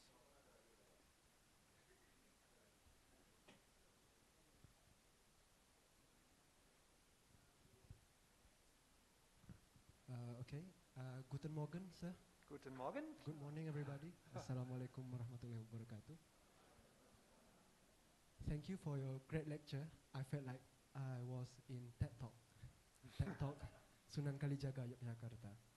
So let me introduce myself. My name is Izhar Hafni, or you call me Izhar, or more simple is Isaac. And then, yeah, the first 2 letters of my name is I and Z. So Isaac. Yeah, all right. So I came from the Faculty of Literature and Cultural Sciences, the same campus. And I would like to ask about one thing. You, in the opening, you always mention about the Gerim and the alien people of the Israel. So is it that true that actually the law of the Torah at the time is for the ethnic of the Jews or the Israel at that time? So it is the law for the people, not the law for the religion or the text actually. So, and then we can see the context there when they mention about the Christian are confused about naming the Gerim. Is it for the non-Israelite Christians as Gerim, or is it for the we ourselves as Gerim or whatsoever? So I'm kind of confused. Is it because actually the law is for the people of Israel only, are not applicable for the people outside of Israel? Yeah. So, and then we can continue about that to the Quran. You know, the Quran is very clear on the context of the religion is for all of mankind, not regardless of any people. But in the Jews, we can see that this for Gerim and for the Israeli, for the alien and for the real people, for the resident and for the people of Israel. So my question is it the law is for the ethno-religious purpose, or is it for the religious purpose only? So I think that's it. Thank you. Thank you. And we said we collect, right? So, but it's a big question. But yeah, let's keep going. Let's collect. I'll try this. Okay, thank you. Assalamualaikum warahmatullahi wabarakatuh. My name is Ahmad. I'm a part of alumni of this campus. I have one question because we have to make it short. Yeah, thank you for your presentation, sir. Holger Zellentin. Nice to meet you because when I was master theology in Duta Wacara Christian University, I have most influence of your publications, especially from that books, both of your publication. Yeah, actually, I just want to know about the law of in the Quran because when I was master theology, reading a lot about Hebrew Bible in master theology, even though I'm a Muslim, because yeah, I was very amateur reading the Hebrew Bible. I think I just curious why do the commands or the law of in Hebrew Bible or Pentateuch, several laws repeat in the Quran. Maybe you know well. I just want to know. You find that the reason is it Islam? What we call it? Only want to make distinctive theology, or in the other hand, Islam or Muhammad have to make different community. If you compare with the Jewish community, and then this is it sense of politics or sense of conflict of theology? Thank you very much.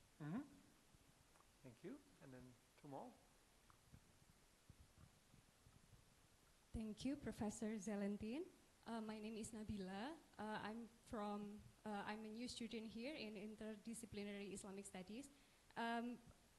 It's such an interesting work, and thank you for sharing with us. And would you please care to share your methods in deciding which version of translation of the Quran and the Bible? Because we have insight that sometimes different translation can bring us to different understandings.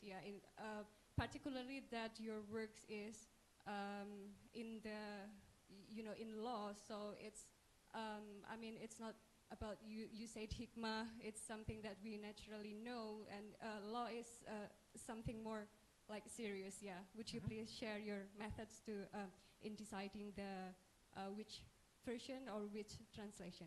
Thank you. Okay, Mr. Zellentin, I have at least two questions. Okay, the first of all, in the case of conducting sourcing work of this field, should I read from the Hebrew Bible, from the manuscript, or from the Tanakh that is circulated widely in online website?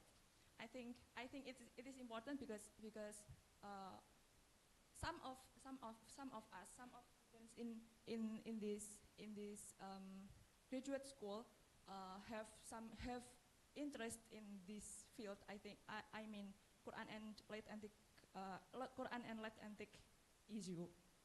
And the second is in the context of Israelites and Kirim outside the Holy Land, and when they met with Quran, I mean when they stand as one of Quranic audiences, had they been familiar with the Quran version's law? If any, is there any historic data proven? And lastly, may I ask your permission to print your online PDF? because the price offered by the publisher, I mean Oxford publisher, is not affordable for students like me or I think us.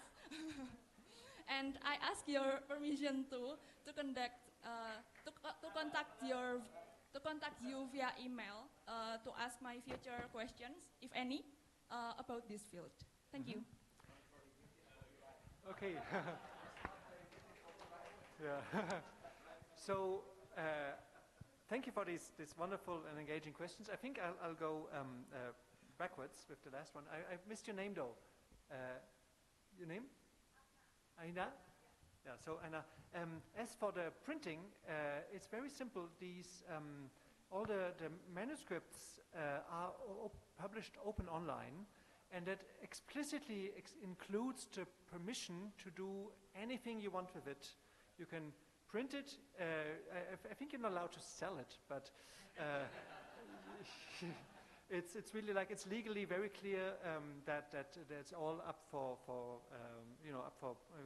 fair usage. So that's no problem at all. And thanks for asking. Appreciate it, but there's no need. I also try to have all my publications always up to date and downloadable on academia.edu, which is free, and you might need to sign up or something. Don't let them trick you into paying them something. You can get it for free. So that's very simple. When it comes to accessing Jewish literature, there is actually a very, very good website called Sefaria, SEFAREA.org or something like that. And it has the Tanakh, it has the Hebrew Bible. It also has lots of rabbinic texts. And I would say 80% of these translations there are very, very good. And the texts are well edited. If you start to write your master's thesis or publish, then of course you need to somehow find the critical edition. There's also a wonderful online tool for manuscripts. It's called Ma'agarim. That is done by the Hebrew University in Jerusalem, but that's specialist. For most purposes, Sefaria is great, and there are not many mistakes I found. And if you read a very marginal rabbinic text, then the translation sometimes gets funny, but you notice that very quickly. For most texts, it's very, very good and free, so that's very simple. You're asking about the, if I understood you correctly, would anybody in antiquity or late antiquity would have any way to encounter Quranic law? And if I understood you correctly, then I have the privilege of saying I'm a historian. I don't need to bother with this problem because of the chronology, right? The Gerim laws in the Hebrew Bible are formulated around 7th century BCE, so 1,400 years before the Quran.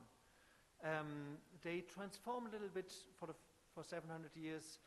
They gain new urgency only throughout late antiquity, so from 0 to 700, so 630. And so they were, it's very clear that nobody in this period would have encountered Quranic law because the Quran, was revealed during the lifetime of Muhammad, and that's later. So that's very simple. That's, I think it's,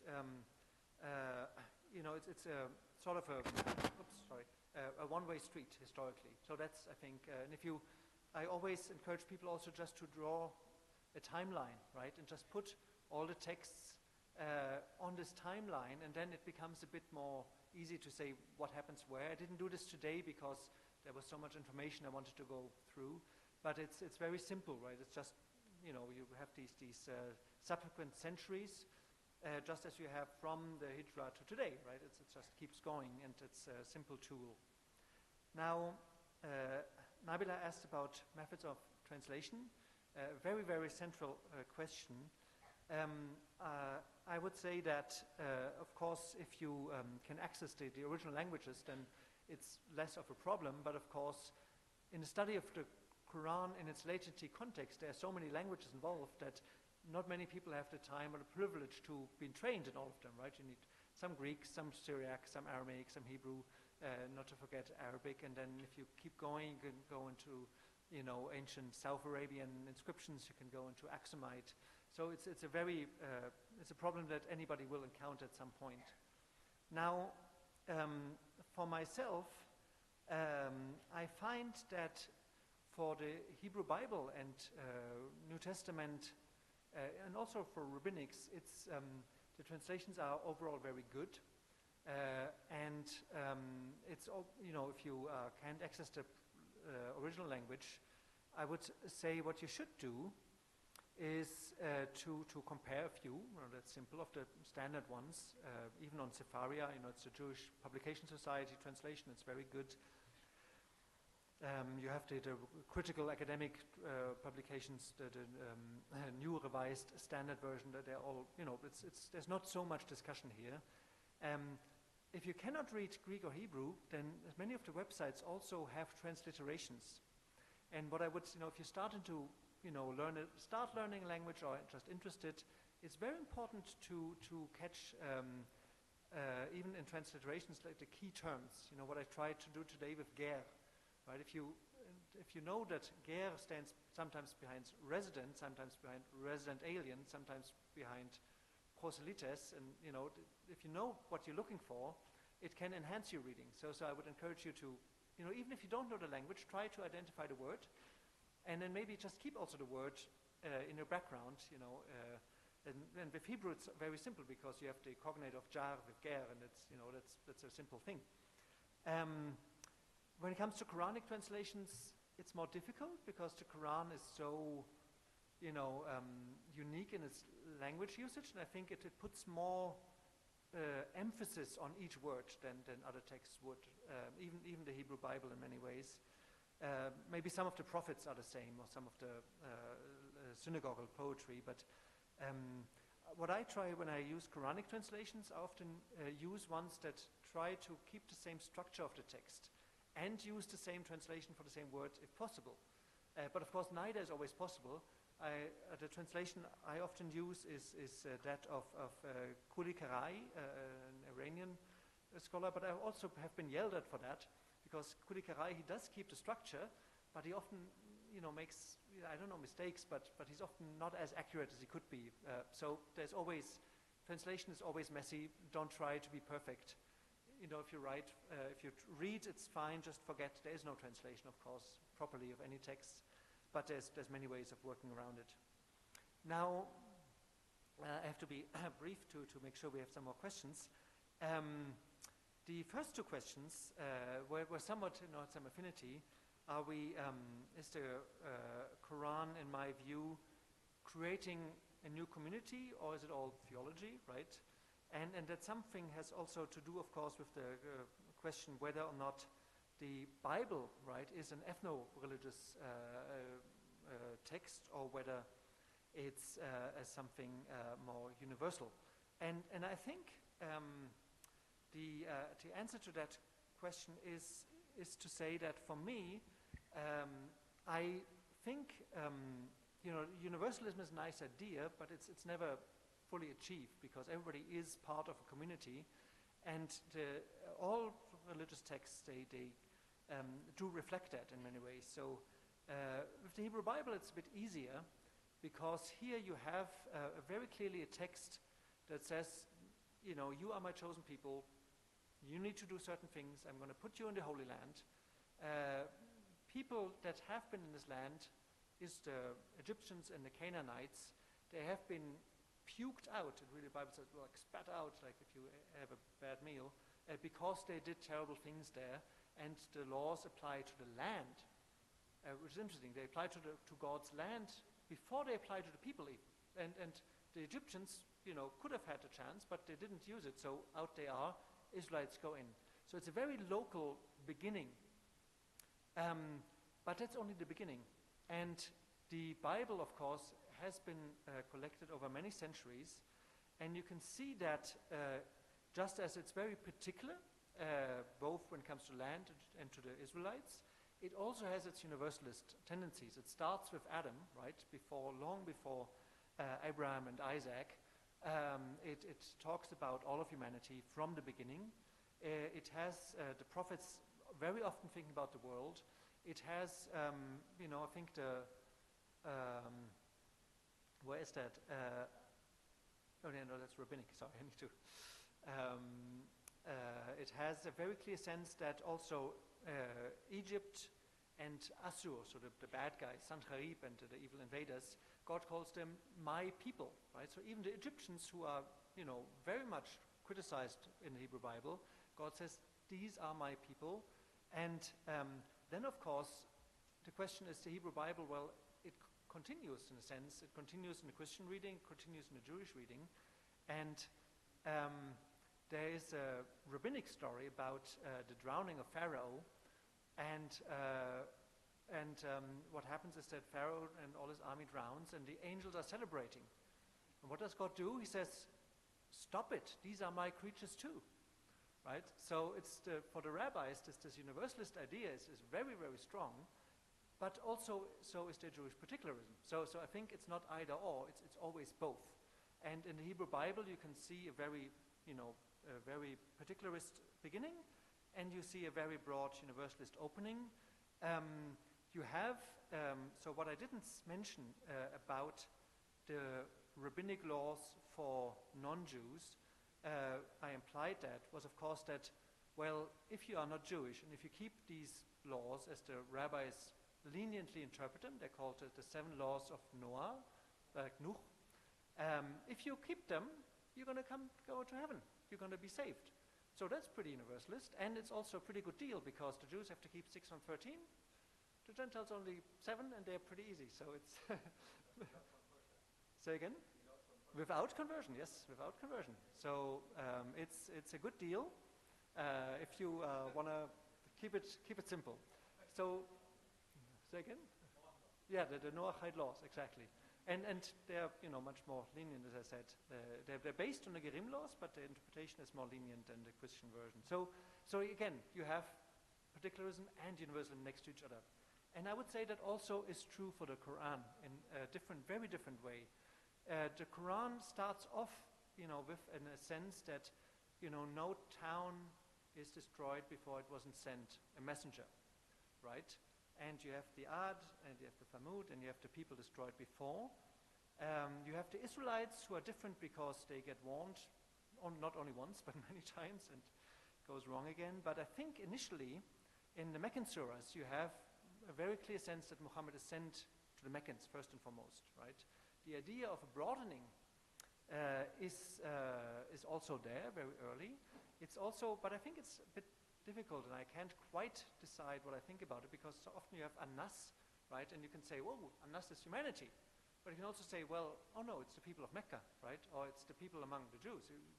It depends on the interpretation.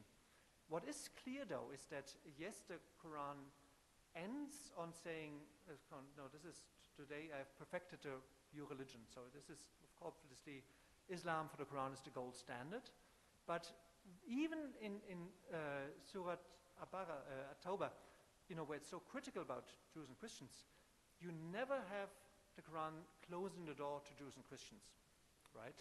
In theory, they can be saved, even though practically it's a, again, difficult discussion what you know, especially at the end, there's so much conflict, you don't know if, you know, can a Jew really be saved, can a Christian really be saved? In the Islamic tradition, it goes a bit further.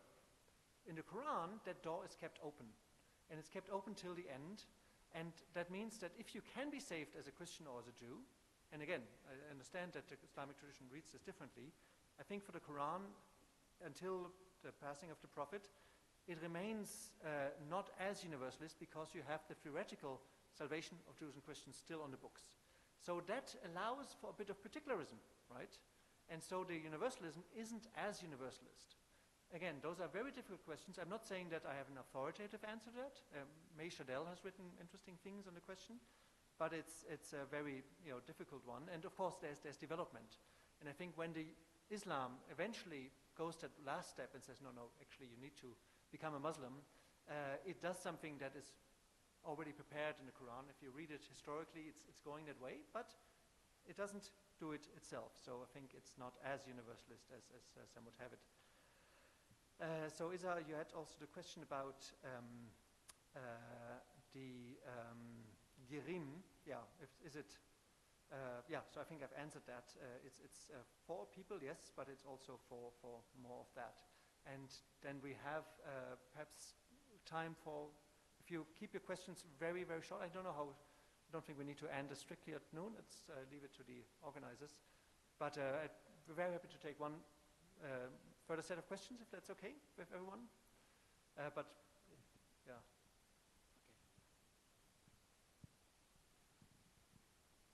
Woman, one and man.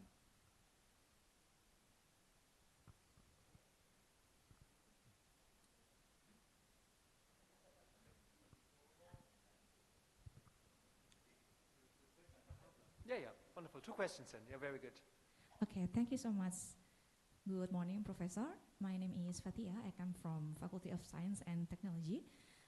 In this time, I would like to ask you about your perspective. We know that in the Quran, like alcohol, pork, blood, and so on are haram, is prohibited by the law. But especially in Indonesia, I see that many Muslims, especially my friends, a lot of my friends looking for, the scientific reasons behind of this prohibited law. So according your perspective, is it really necessary, or do we really need to know the reason behind this prohibited or regulating law of the Quran, or we can take it just for, it's just our faith of our religion? Yeah, that's it. Thank you so much. Mm-hmm.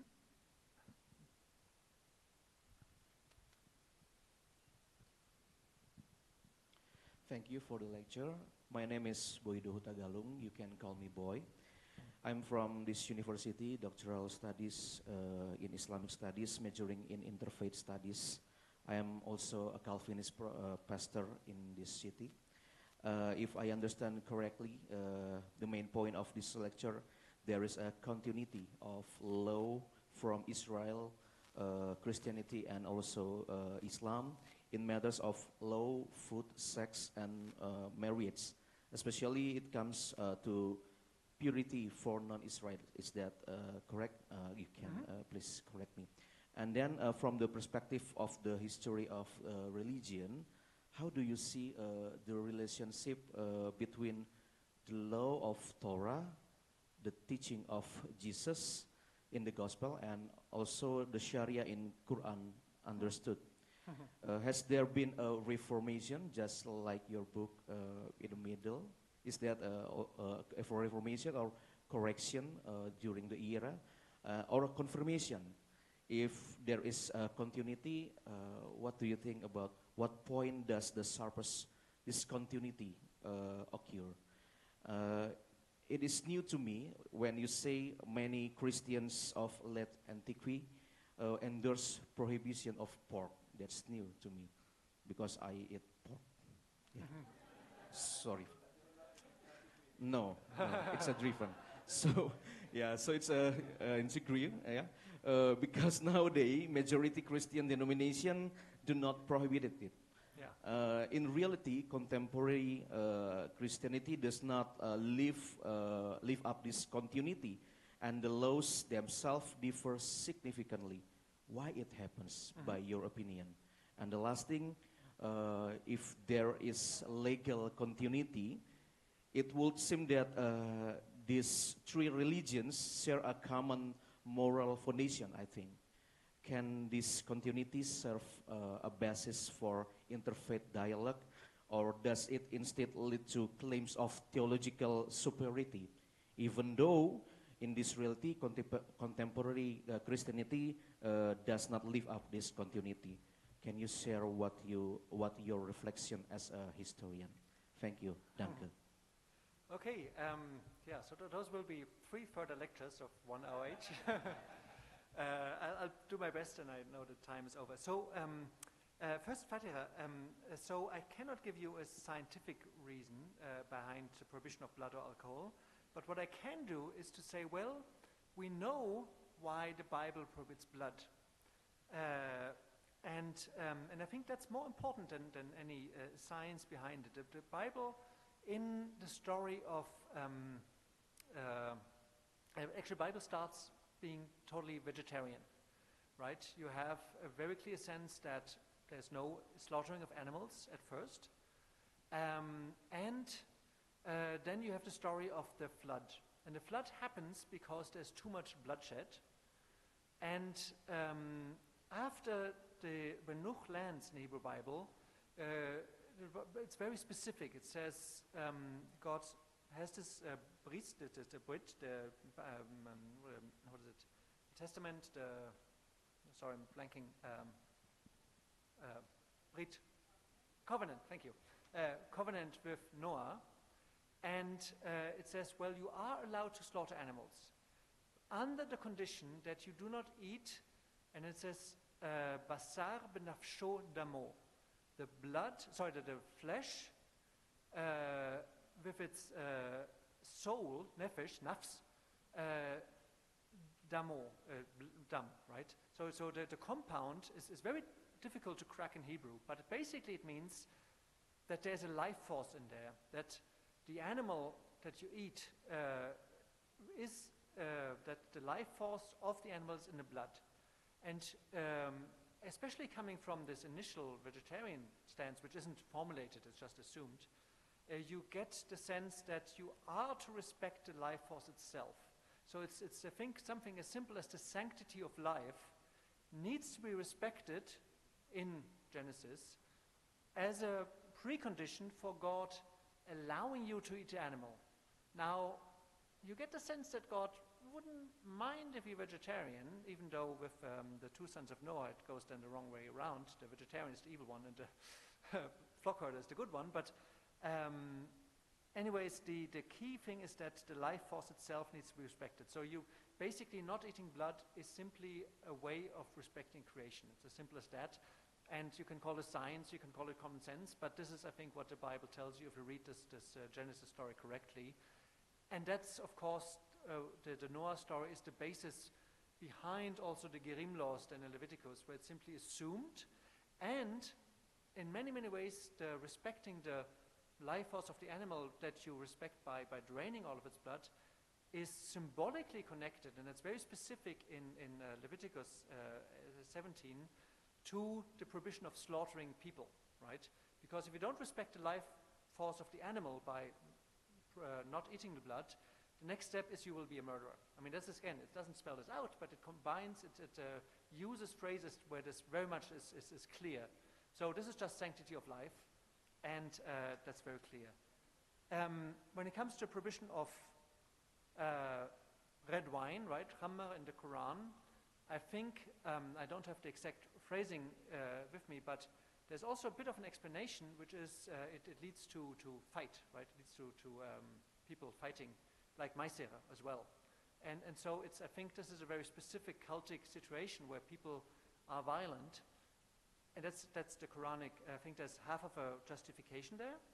Of course, the later prohibition of alcohol more broadly in many legal schools is something that develops further, and I can't speak to that.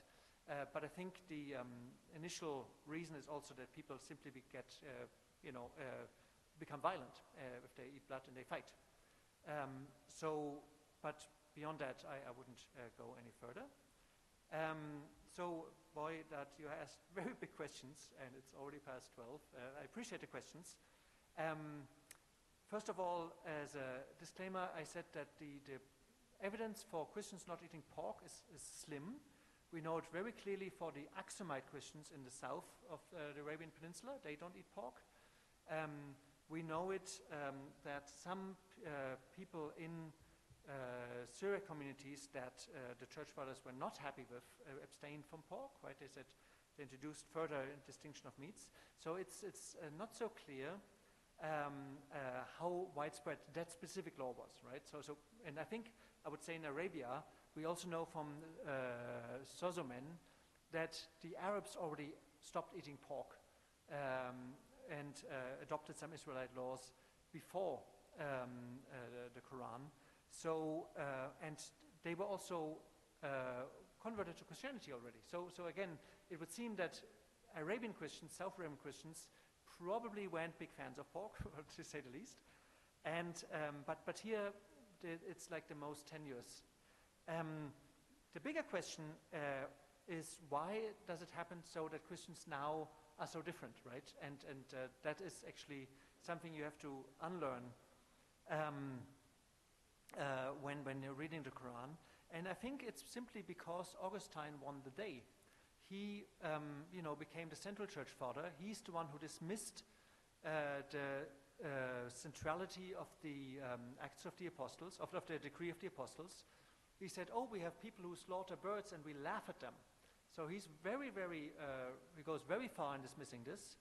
And it took centuries, though, for this to hold on. And you might well know that the big schism between the Latin and the Greek church already partially hinged on that question whether or not priests need to keep this question. So it's the way to understand this, it's a long-going development. It starts with Augustine. It peaks first in around 1000 with the big schism between the churches. And then I would say, well, think culture. The Christianity that now dominates the world, including my own Lutheran background and your Calvinist one, I understand, they're all European cultures. Now, where I grew up, people love their blood sausages, right? I don't, but they do.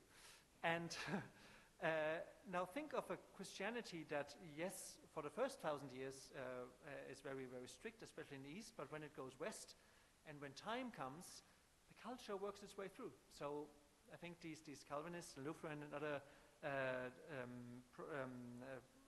traditions, they simply, it just became theologically less of an issue, it became culturally, it was never an issue. So the people who wanted to keep it, they were fighting a losing battle. And that's the long and the short of it. And the Christianity that then, of course, developed, they also, and this is perhaps, for me to not simply dismiss this as just, oh, well, it just happened. Especially Luther, right, and the Reformers, they were very, very keen in saying, well, not only do we not keep these laws, we have our own purity by rejecting any law, right? So you get this idea that it's often attributed to Paul, but I think it's more a later development. You get it in Augustine, you get it a bit in, and you get it very clearly in Luther and other reformers, is that this rejection of law becomes more central over the centuries. And that's, of course, that goes along very well with Augustine's rejection of this last basis of law, which is the Decree of the Apostles. So I think here you have, not only culture, but also theology working against any legal observation, because for them, I mean, Chrysostom said that everything has been transferred to the soul, right? So the body cease to matter. There's no more purity, no more regulated impurity thereby. So that's, I think, the more complex answer. But again, this all happens after the Quran, and this is why I think if you study Quran, this is the first approach is more simple almost, with looking at latent Christians that were observant of many of these laws, and some even, connected connected pork to demons, like the Gospel of Matthew, for example, right? The demons, they go into the animals and they go off. So you have a very clear context already in the Gospel for that. Whether or not there's a common foundation morally, I think that is absolutely the case, but you have to be very careful in also setting the limits. You can't say, well, it's all, let's come together, kumbaya, happy-go-lucky, and clap. You can do that, but not all the time. And you should do that maybe sometimes. But I think a very, very central difference about law is whether or not you find how much you find natural law to be the case. And you have to give the rabbis some slack, because for them, law is what God tells you to do. They are very much against natural law. I think Christians and Muslims are legally closer in the sense that they say, no, that the creation and the revelation will give you similar laws. And of course, you often get the same laws. But then when you come together, and this also is true for morality, if you have comparable moralities, you also have to ask, well, where does this come from? And there I would say you can see a broad overlap, but also very important hermeneutical differences. And in order to make sure that you, in this dialogue, don't just incorporate, everyone says, oh, oops, aren't we all the same? You have to very much also see those and respect those differences and say, no, this is a different tradition. And it's also a tradition that reminds us of where everyone comes from, which is the biblical past. So this is why I would say, let's keep it there. And never forget that past, right? Learn it, appreciate the difference. Thank you very much. And thanks everyone for questions.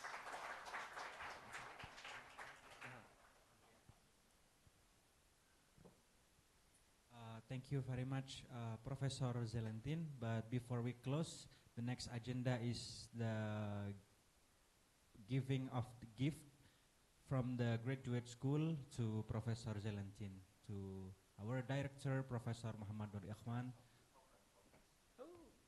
Thank you so much. Sorry.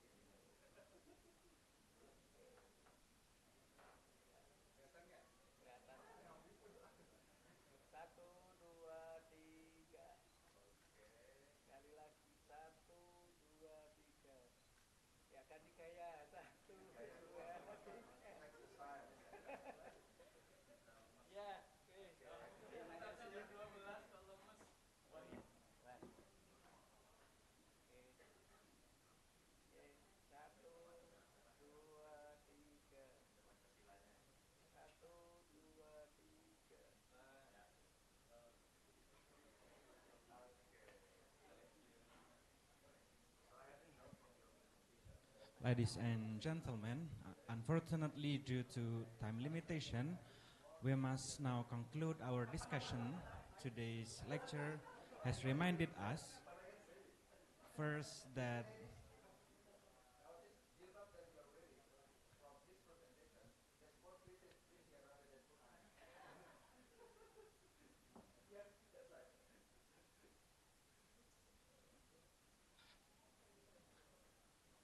Ladies and gentlemen, unfortunately due to time limitation, we must now conclude our discussion. On behalf of the organizer, I would like to express our deepest gratitude to Professor Zellentin for inspiring lecture and generous engagement with our question. I would like also thank to all participants for your thoughtful attention and active participation. We hope that today's conversation will continue beyond this room, inspiring further study, dialogue, and collaboration. Thank you very much. Assalamualaikum warahmatullahi wabarakatuh.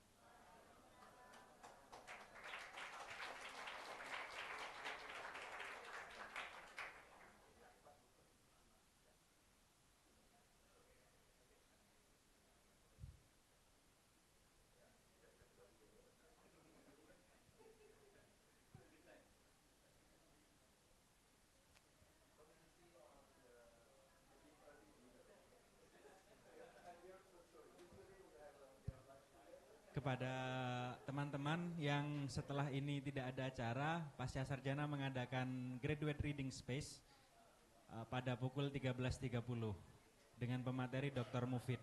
Free join, silahkan.